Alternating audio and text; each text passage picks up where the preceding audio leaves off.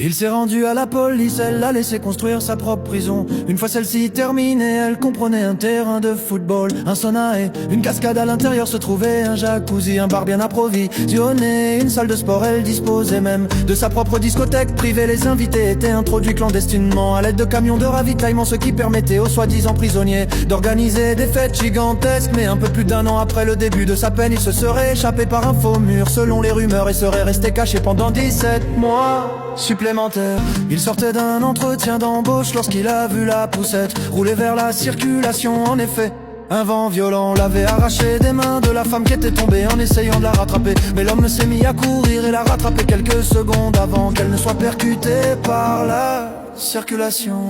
Il était sans domicile fixe depuis des années, mais après que la vidéo soit devenue virale, l'entreprise l'a appelé pour lui dire qu'il avait obtenu le poste. Rapidement d'autres entreprises ont commencé à le contacter, lui offrant enfin le nouveau départ qu'il méritait.